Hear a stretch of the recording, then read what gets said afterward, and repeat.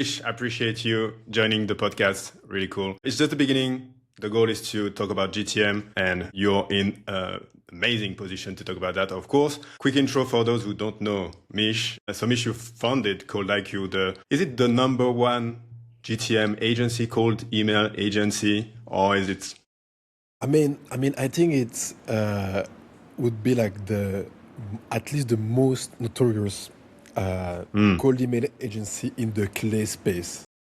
Because it's like cold email has been here for a long time, but then like this sort of modern approach of using like the likes of the clay, the Apollo, the Lemleys, the Instantly, and these kind of tools.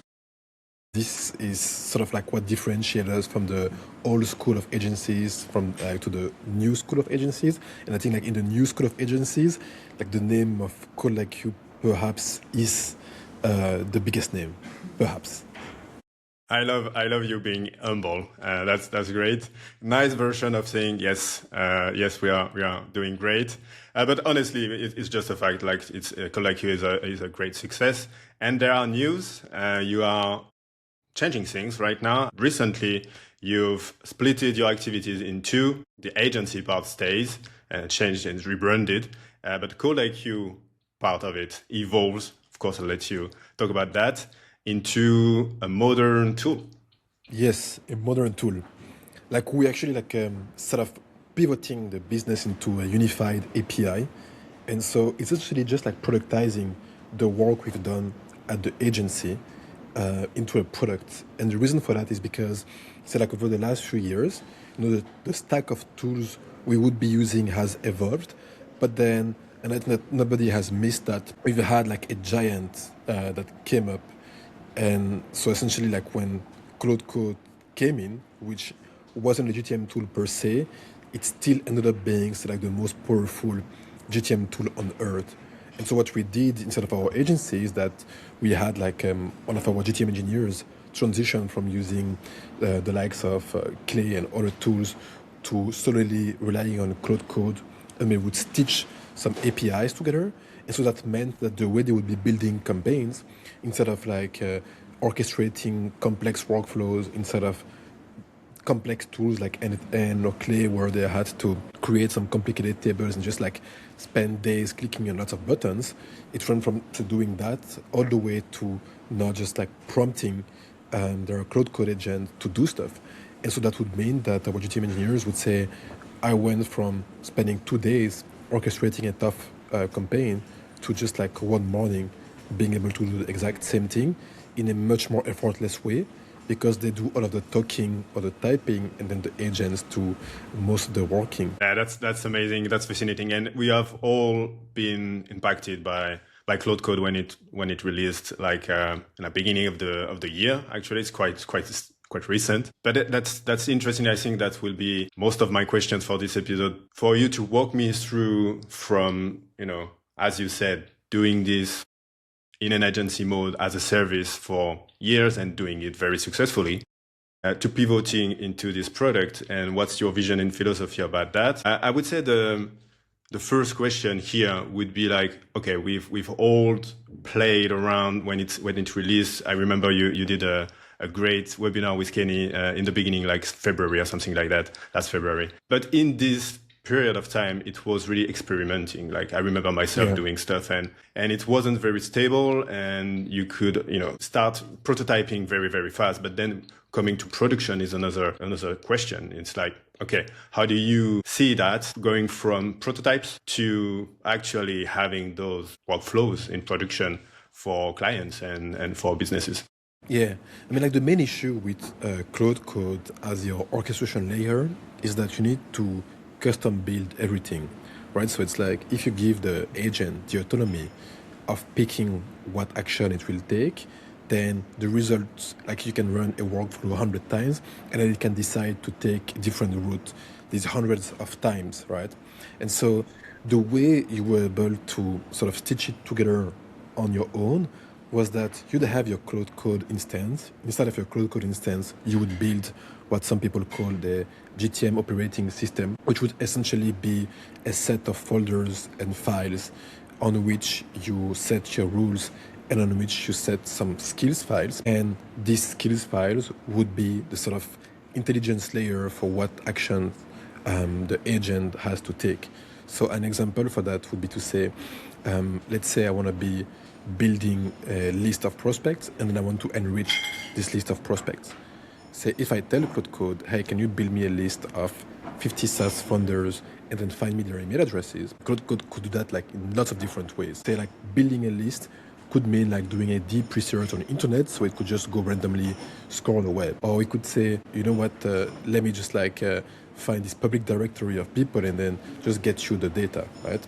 And then if you consider like a second action, say like enriching email addresses, Claude Code could say, well, I don't know how to find email addresses, but I can guess what's the best way to do so. And perhaps one way I could do so would be by trying a combination of first name, last name, and different kind of patterns to find email addresses, right? So it's like at ColdIQ, usually the pattern is first name at collecq.com. So if I'm able to find one and verify it, then I could guess the rest of email addresses from the rest of the company. Of the team. And so so the thing is that Claude Code would reach the goal, but this wouldn't be the most efficient way, because the most efficient way to be building a list and enriching email addresses would actually be to access some high quality B2B databases, get the data from there, and then like access some high quality enrichment platforms and then enrich the data from there.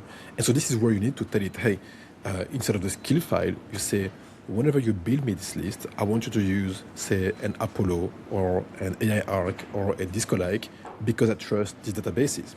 And then when you do the enrichment, this is where you would say, hey, I want you to use, say, a Prospeo or a full enrich, depending on whether it's email addresses and phone numbers, because once again, you also trust these enrichment platforms. And so like the whole idea is that this skill file create rules that means that whenever there's a specific action that has to be taken by the agent, it then reads the file and says, okay, like this is the method I need to follow, and I'm going to be following this method at all times. And so the most advanced GTM engineers, what they would do is they would set up their own Claude Code instance, they would build their own custom skill files, and then like the latest missing part is they would just then give access to the tools to Claude Code. So that would mean that if you were using Disco-like and Apollo, and that you were using Full Enrich and Prospeo, now you sort of give access to 4 different tools to Claude Code, which means that you pay for 4 different subscriptions, and you give 4 different API keys access, and you do that in some sort of .env file. That means that now when Claude Code has to call these tools, it has the authentication key to be able to then access the tools. And so anyways, like the big issue with all of this is that in order to do so, you need to be advanced in some sort of ways. But then if you want to build or stitch together a complex system, you need to have, say, 20 different subscriptions. And so when you're an agency, it makes sense to have lots of subscriptions because an urban agency is being paid to do that for lots of clients. So for example, for us as an agency at any given time, we'd have 75, 80 plus B2B clients, and we needed to have some versatility in the data we could access. And so it was okay for us to pay for all of this.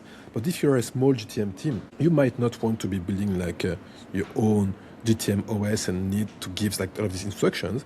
And you might not have the approval from your boss to just subscribe to 20 different tools. So this is why we came up with our solution when we saw that essentially using Claude Code to orchestrate the GTM workflow was the most efficient way to generate results. We sort of feared that the biggest pain point to doing so was having like a proper set of skills, so like good instructions, so you could call it a GTM brain, this is what we built, and also have access to all of these different APIs. And so our product is a unified API that has then access to 40 plus different tools via one subscription. And on top of this, we layered in our sort of GTM brain that routes enrichment actions to the right provider for each of them. So what we did is saying we've analyzed more tools than anyone else in the market. So we know that when it comes to intent signals, say like a combination of a predict leads, a Sumble, or a DRS stack would be like the best providers. So this is the providers to which we're going to route you specifically for that kind of action. And then if you want to find phone numbers, then we say, we know free and rich is the best for phone numbers. And so essentially you just describe what you want to do, and then we route you to the right provider. And the end result is you install our MCP on Claude Code, you dictate an end-to-end outbound campaign where you say, I want to build a list of, say, hundreds of CEOs in the software industry. I want these guys to be in London. I want to find a few intent signals on them that I could use for personalization. And I want you to automate the copy and add that to instantly your LEM list. And we'll orchestrate this entire campaign end to end. And so once you are done with the prompt, you can just leave for 15 minutes. And when you come back, you have a campaign that's ready for review instead of your favorite sales engagement platform, whether it's an instantly or a LEM list. It sounds like a dream. Like you just say what you want, get yourself a coffee, and it's done. That's cool. So if I understood correctly, so as I said, we've done that. We are GTM nerds, so we are deep in those things, and we have built those complex systems with 10 APIs ourselves. Great. But your value proposition is to get basically the value out of this, but just with one. So you skip all the technical and also the admin management of those API keys to just give one access that then allows access to all of this, which is definitely valuable. And on top of this, you add a layer of intelligence that comes from your own experience as an agency owner, handling hundreds of clients and campaigns. So you have access to the best tools and the best playbooks to use those tools, right? Is this? Yes. So, for me, the value proposition. Yes. Okay. Thank you, Michel. That was great. Have a good day. No. No. The value proposition is great, and I definitely can see it, because if you're already a nerd at super advanced GTM engineer yourself, you'll build this yourself. That's fine. But if you're just a step before, that's amazing. You just have to, as you said, connect one MCP, and you have all of it handled by ColdIQ, which is huge value, and democratizing Yes. this. It's already, for many non-technical people, it's already a challenge to just get into that logic of terminal, Claude Code, MCP stuff. Then if you add a layer of APIs, tools, and that's a lot. So you remove all this friction, which is great. Yeah, I think if you have a advanced GTM engineering team, you don't need that, right? It's like you create your own set of skills. You decide which APIs you want to have a subscription to. You do you make your own analysis on whether it's worth stacking all of these subscriptions. And then that's it, you can run your own engine. And so I think that there is still some value in implementing such a tool when you are an advanced GTM engineering company, is that you might be comfortable with 15 subscriptions, but then sometimes you might want to test out a few databases. And so it's perhaps you want to be benchmarking 8 different email providers before deciding on which ones you want to take. And if you take a small plan at ColdIQ, then you can easily benchmark, say, 8 providers, and then now you can say, okay, you know what, this one was my favorite, so let me just buy the data at the source, and let me get a big plan at the source. And now whenever you want to benchmark some other providers across some other categories, then you can always use our tools. And this is a good way to just perhaps even complete some enrichment if the few subscriptions you have lack some data. So there's still some value, but to your point, I think that where we bring the most value is for the ones who are not necessarily the most advanced GTM engineering teams, and who want a solution that allows them to leverage the most powerful platform on earth, aka the Claude Code or Connect, depending on the month, and it in a way that orchestrate campaigns.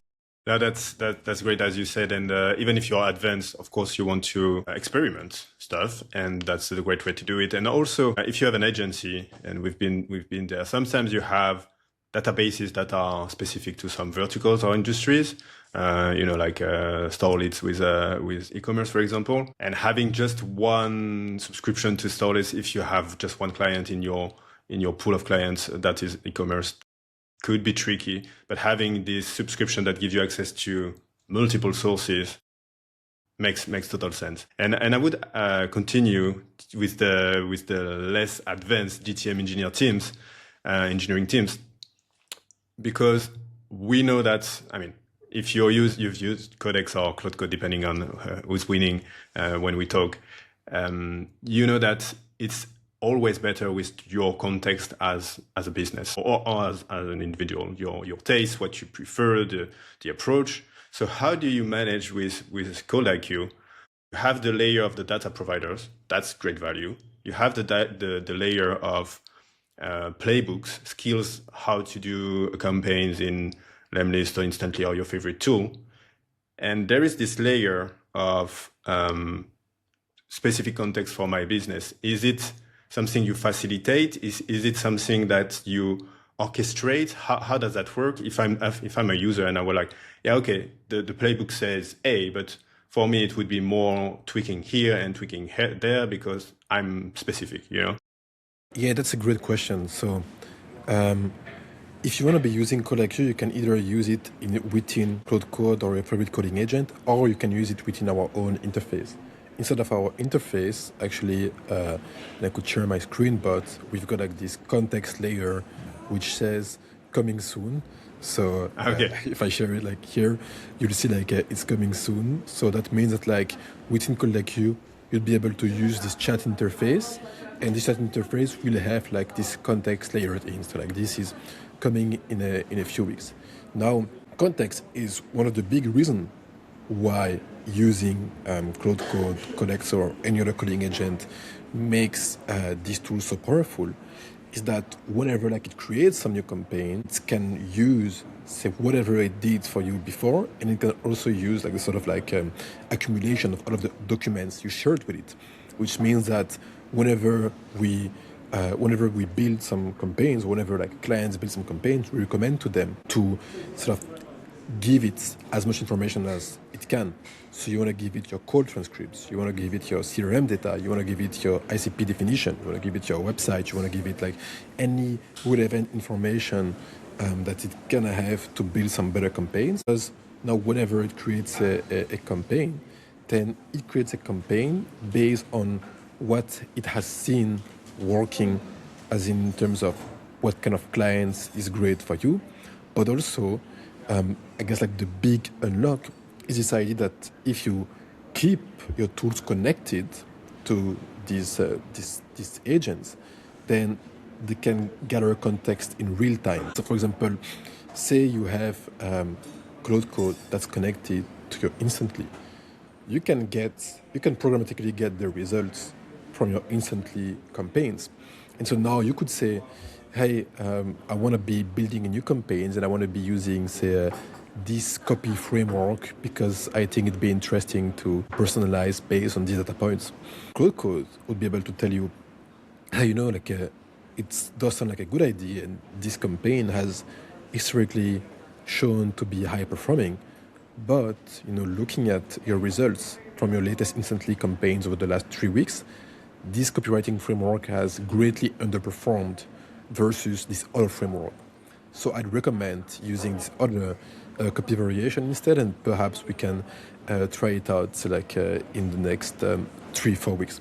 So yeah, so like the context at the moment is being handled inside of your coding agent, and I think that every serious GTM team needs to be building their own version of a go-to-market operating system on which they just put all of their documents, so that then the agents are able to work in a way that respects or knows about the specific intricacies of how the company runs. Yeah, that's actually a great point, because yes, context, we understand that, that's great, and you feed it with a bunch of documents or even give it access to your Notion workspace or whatever you're using. But on-time context, that's even better, because it has to be updated with the latest, not only the latest, playbooks and stuff, but the latest activities that happened in your organization. And if you push it to the next level with a team, for example, like you want to know, like it can be connected to the CRM or whatever it can be. You want to know if a colleague in your team has talked to this account before you send them a follow-up email or whatever. So I remember when we were working like a year ago without Claude Code, and we were kind of building those scenarios ourselves. Like, okay, what if this, and building a workflow. Like, okay, check what happened in the latest CRM record and stuff like that. Now we can basically remove all those scenarios and just say, hey, check everything and update the strategy based on what you found, more or less. Yeah, I mean, say a year ago or more, you'd build a campaign, and then once the campaign would be done sending, you'd analyze the results, right? You'd say, okay, I sent 10,000 emails, and there was like say 4 or 5 different job titles, but then what you were looking at was saying for these specific job titles. So like when it's like, let's say it's a campaign targeting human resource, you would say when I'm targeting a head of people, then I get one positive reply out of 200 emails sent. But then like when I'm targeting a, I don't know, happiness manager, let's say it's like one out of 40. So like this responds positively at 5 times the rates. This is where you would be thinking, let me try this new campaign where now I'm finding more of this very specific job title, and let me see if this hypothesis work, right? But then this Yeah. was sort of a manual process. You could like automate it, and you could try to implement this logic in your own way, but it just wasn't that easy to do. And now, to your point, like it's much easier. And the beauty of say live context is that like it unlocks the concept of say self improvement, aka saying if I'm able to have the data in real time, then that means that I'm able to create some new hypothesis for, say, a new persona to target. But then if I'm able to create a hypothesis for some new personas to target, and that the way I'm building campaigns is just by following a certain instructions, then essentially what Claude could do would be to, and if you enable it to do it, would be to say, in your initial prompt, you ask me to target, let's say, sales leaders at like companies this specific size.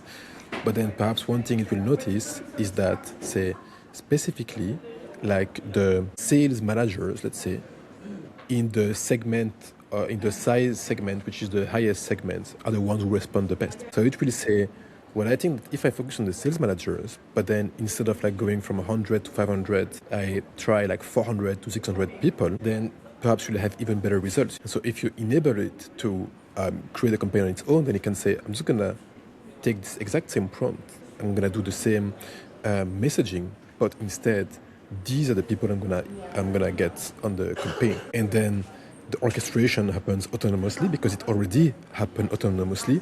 And now you've got like a new campaign that got out with a slightly different persona, which could or not, this is the result of the hypothesis, which could respond even more positively and generate more positive replies and then more revenue down the line. So I think that this is the beauty of these engines. And it's funny to think about a world where we were not using these tools, which wasn't that long ago. Yeah, yeah, exactly. A few months ago, and yeah, if you push this scenario even further, like you could, if you let it do it, you could have basically always ongoing outbound campaigns, testing new stuff, giving you just feedback and saying, okay, when we say this to this type of prospect, it works. When we say that, it doesn't.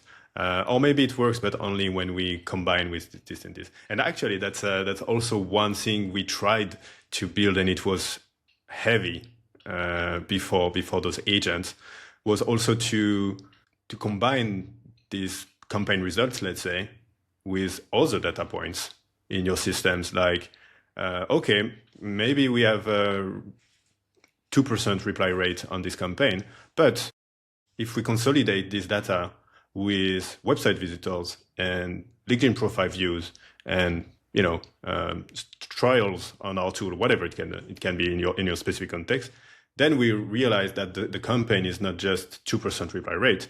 It's much more than that. And actually, this data was super hard to consolidate. You had to fight with the RevOps team to get everything in the CRM and the salespeople to click the right buttons and having the workflows that capture the right thing. That's those agents, they enable this much easier now in an easier way. That's a great point. Because it's like, say you have a hypothesis and you say, okay, I'm going to be targeting sales leaders in this specific industry. And then you notice that you have, say, like a percentage that respond positively, but then you cannot pinpoint what's the reason why, like what's the, like why they're responding positively, why them. And then if you do some additional data enrichment, as in like you layer in some signals and so on, then this is where you can see or you can understand what was the actual common point between all of these people. And so like this is going to be a cliche signal, but perhaps you will notice that they were all actually hiring for 3+ positions across the sales department, which wasn't something that you mentioned in your initial targeting, because you just said find me some sales leaders in company, like in some cool SaaS companies. But then like it does so happen that the ones who responded the most, for the most part, were inside of companies which were hiring for three jobs, like for at least 3 sales jobs. And now that you have this data, then you can actually try a new campaign.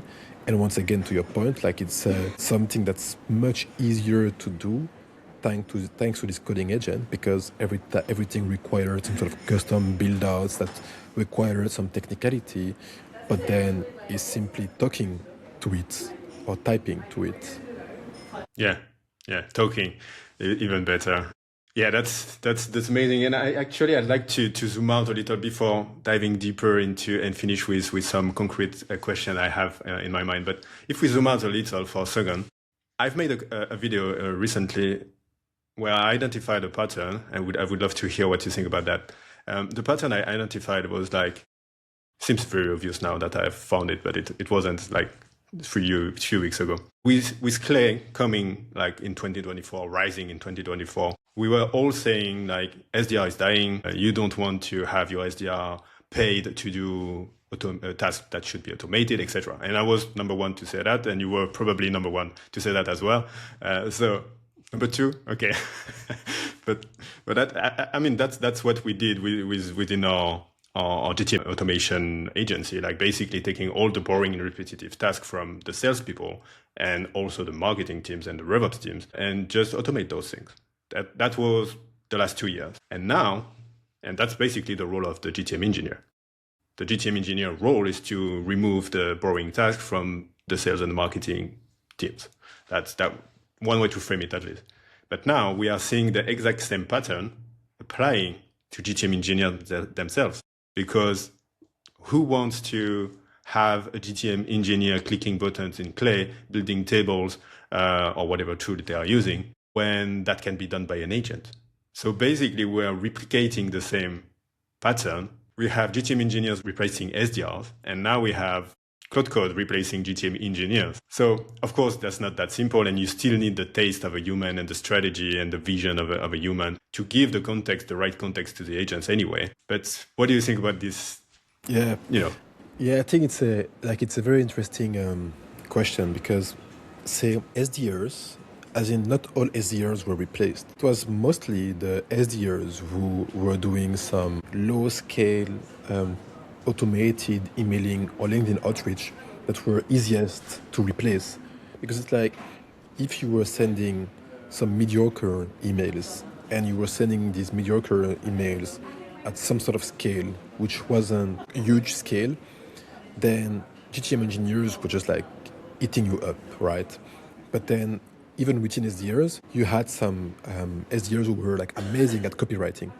And so even today I would say like it's even more important. It's like sometimes I feel like you have some SDR agencies or some agencies that will send thousands of emails, but then I'm like, if I were to open my laptop and write like 10 very nicely personalized emails, with say like some super good copywriting, then I think I would outperform them, even if they were to send 100 times the volume, just because of the fact that now, like you let AI personalize all of your emails, it leaves a fingerprint, the research isn't that well done, So like I think these SDRs, they were safe, like they were great at copywriting. It was all right. They were not too endangered by AI. Then you have also like one of the guys who do cold coding. It's like in a world where it's so easy to automate outreach, there are some things you cannot automate. I think like you cannot legally automate cold calling. So that means that like if you are doing cold calling, then you would actually get some better quality data, because we would get you say like the best possible phone numbers, and we would verify that like it's people who actually answer the phone, and you'd be able to call more of them. But the actual action, so like pitching someone over the phone, is something that couldn't be done by robots, and so your job was safe. So GTM engineers were never coming for you anyways, right? That said, like the rest of them, and the SDRs, like the pitch was very easy to make. As a GTM engineering agency, you would say, hey, like what are these SDRs doing? And if you were hearing that they were sending 500 emails per month, you would say, well, you can remove 10 of them, and I'm gonna just like 10x the volume of these 10 guys, and you pay me instead, right? No, to We your wouldn't point. frame it like this, of course, but I mean, it depends, right? Like you wouldn't say it it depends. publicly It depends. because otherwise, like people would be pissed at you. But the thing is, if you were to make this speech to a business owner, it would usually be like a very efficient pitch. They would be making the calculations in their head. They would be like, okay, I've got 10 SDRs. They send 5,000 emails, like total of them, and you're telling me you can send 50,000 for like a fifth of the price? Yeah, I can. Okay. So anyway, so you've got these Yeah, just guys. just before you continue, for me, it's very, there is a lot of pushback on this human jobs and stuff like that, which I agree. You don't want to replace everybody with AI. And we saw that, I don't remember, like a year or two ago, Elon Musk replacing everybody with AI bots and hiring them back because it wasn't working at all. So, of course, it's not that simple. But I really make the same comparison of, very something very, very simple everybody understands, like Excel. If you were an accountant before Excel and you got a new guy coming with like, I can do 10x what you're doing because I'm using Excel, of course, that makes sense from a business point of view. And today we don't even question this at all. Like accountants, they're using Excel all day long to do accounting stuff. But if you're like fighting it against Excel and saying, no, of course you will be at some point removed from the organization because it's not efficient at all. So of course the scale is not the same with AI, it's much more impact, but the logic is the same. So jobs evolves, and just clicking buttons and sending bad emails as an SDR is just not the role of SDRs today. Yeah, exactly. We were talking about the SDRs, right? Being Yes. replaced. But once again, like the particularity of this is that some some people make a job that's like not replaceable by robots, and so that's what you want to do. You want to be like robot proof in some sort of way. So I think you want to lean into AI, or you want to lean into like doing the actual opposite. It's like asking the question of, say, what will AI never do? And in this instance, now because like those AI cold callers are banned, then they cannot do cold calling. So you are safe. But then at the same time, you want to be like, okay, but what are the things that AI does amazingly well, so that I can just leverage AI to do whatever I was doing, just like at a much higher scale. And so now going back to GTM engineers, it's true, like it used to be like very technical. There was a learning curve to using the tools like the N8N and the Clay. And so like for business owners that wanted to make these sort of campaigns, they needed to have some sort of Clay expert or like an N8N specialist, because it was just complicated to put together. And so that meant that it was very justified to say, let me just pay an expert that does that. But now I think that the technical bit just reduced, as in you can create the same workflows by just talking to your coding agent. And so because of this, now what's most important isn't the technicality of what you do, but like it's the creativity of what you do. If I have some better ideas than you have, even if you are more technical than I am, both of us can see our ideas being put into existence. And then if we can both put our ideas into existence, then is the one who had the best idea will win. And so I think that now you don't want to be specifically looking for like the most technical GTM engineers. I think there's still some level of technicality required, because there's still some APIs to connect and some Claude Code instance and some terminals to play with. But that said, you want to be finding someone who's creative, who's someone that can just like come up with 10 and 20 of different cold email campaign ideas, and will be able to just like try them out and iterate on these up until they find some that one that prints. I say like this is what you want to be looking for. 100% agree. I think the bar is just getting higher. The standard is now more advanced. There is no room for mediocrity anymore, which it's some people will be left behind if they don't want to adapt, for sure. But that's also a great opportunity to just make everything better in this industry. I totally agree with you. The value is now in the creativity, is in the business expertise, knowing your targets better, sending less but better as well. And it's not just our own taste, and even if we agree on that, it's also the data. I was talking with Charles, the CEO of Lemnis, very well. He was sharing the data from Lemnis. They are sending thousands, if not millions, of emails every day, and the top 10% of their customers are sending actually less and having the best results. So that's not just us saying this. Cool. Yeah. I think there's just like a small bias to this, which I would say is most probably the 10% highest performing customers, I think, have a better brand. And if you have a better brand, then cold email converts better. So I don't think you can just you cannot just make the conclusion based on how many emails they send. You need to look at whatever else is going on with these companies. But aside from that, I would agree though. Very true. That's coming from a guy with a very good brand, so I understand. No, I agree, and actually that's a good point. Like creativity, business knowledge, and branding are three of the main things any business owner should focus on. Before I leave you, what would be one concrete one that you're using with your tool that has been working well for you? So when I think of doing cold email, I like to think of two things, right? It's like I like to do warm outreach as much as I can, but this is something I repeat all the time. So perhaps I'm going to talk about the second one. Because just when I'm saying warm outreach, I think it's a play that you also like as well because you have a good following on LinkedIn. It's just like really like extracting your engagement and then like reaching out with the context of what piece people engage with and whatever you can find on them. But to me, like the best way to make cold outreach work is to find a way to prove in your outreach message that your product or your service does what you say it does. And so an example for that would be that let's say you are a cold email agency. What you would want to do is you would want to think about what are all of the things I'll do for my client once I sign them. And typically one thing you'll do is that you will be like building a list of prospects, right? And so one thing that will define whether your campaign works or not is whether you're able to build a list of relevant prospects for them. And so if you're reaching out to a potential client, then one thing you'd want to do would be perhaps to actually send them a sample or 3 to 5 leads that you've identified would be like great leads for them, and then like explain the reason for that. And if you're able to do that in a programmatic way, as in like each prospect I reach out to, I say, hey, this guy would be like a great lead for you because I saw like this case study on your website and they are like a very similar company. So I assume that since you had such great results for company A, then like company B, C, D, and E, which are very similar, would benefit greatly from your services. P.S., I can help you find 1,000 more of these guys. Now you've proven that, your service says what it says, what it does. Your service does what you say it does. Sorry, like English is tough sometimes.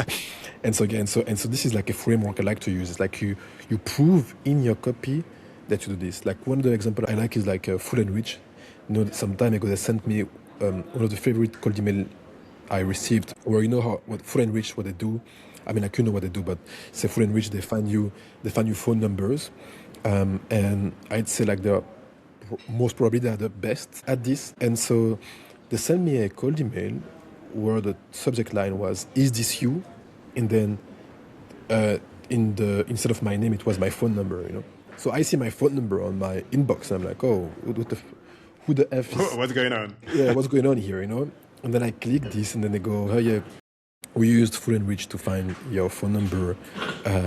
If we were to give you 500 credits to try out for, say, your prospects, would you use them or something along these lines? And I found this email amazing because it was like, on one hand, there is the personalization point that creates a pattern interrupt, but on top of this, they managed to make the personalization point a proof that their product works. If I were like to try their solution, I would be like, but can you actually find my phone number? I mean, like, no, I know. They actually put the right phone number in the topic line, and then they did something that's that was amazing. Instead of trying to get me to talk with them in some sort of meeting, they gave me like a nice offer, which was 500 free credits, or I don't know how many, but like something along these lines. And so I think that this is what you want to do. You want to be thinking about, say, how can I demonstrate in my cold email that I can provide the value that I say my product offers, and then find a way to do this in a programmatic way. And that's the next level of show don't tell that we claim on LinkedIn. That's pushed to the best level. Yeah, show don't tell. Yeah, you want to go like one step further every time, right?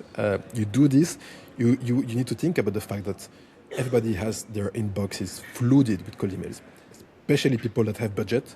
Say like talk with a CEO of a 100-person company, they've been flooded. So you need to create a pattern interrupt. You need to deliver value as fast as possible. You need to prove your claims, and that's like the bare minimum to get cold emails to convert. Agreed. Coming from someone who has handled thousands of campaigns, I think we can take this seriously. I mean, we all seen this in the industry. Mish, thanks. That was great. I loved this conversation. I have thousands of questions, but maybe we'll talk about the evolution of ColdIQ in a few months. And as Claude Code evolves every 2 weeks anyway, maybe something huge will come out and you will be surfing this wave. Thanks again. That was great to talk to you. Thanks, Jeremy. Always a pleasure to chat with you.